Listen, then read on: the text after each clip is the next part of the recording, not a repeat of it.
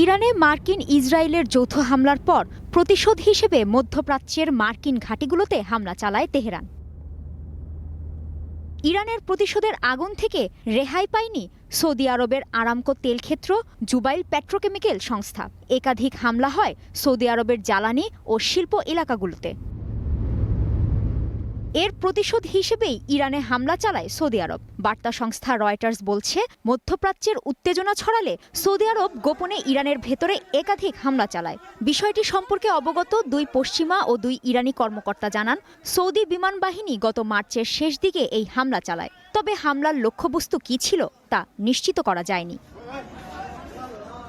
Saudi আরবের পক্ষ থেকে ইরানকেও এই হামলার তথ্য জানানো হয়।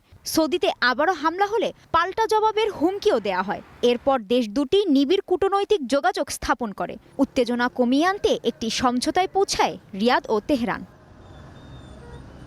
তবে ইরানে হামলার বিষয়টি আনুষ্ঠানিকভাবে স্বীকার করেনি সৌদি আরব। আবার ইরানের পররাষ্ট্র মন্ত্রণালয়ও এই বিষয়ে চুপ থাকার নীতি গ্রহণ করে।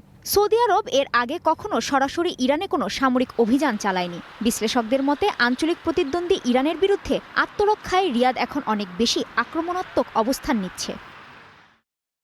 ইরানের ভূখণ্ডে সৌদি আরবের প্রতিশোধমূলক হামলা ও এরপর উত্তেজনা কমিয়ে আনার পারস্পরিক বোঝাপড়ার ক্ষেত্রে উভয় পক্ষ বাস্তবে উপলব্ধি করছে যে নিয়ন্ত্রণহীন উত্তেজনা বৃদ্ধি অগ্রহণযোগ্য মূল্য ডেকে আনতে পারে।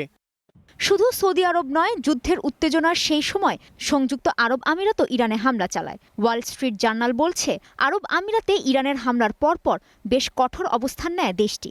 ইরানের ওপর চাপ সৃষ্টি করে ক্ষয়ক্ষতি আদায় করতে চেয়েছিল আরব আমিরাত।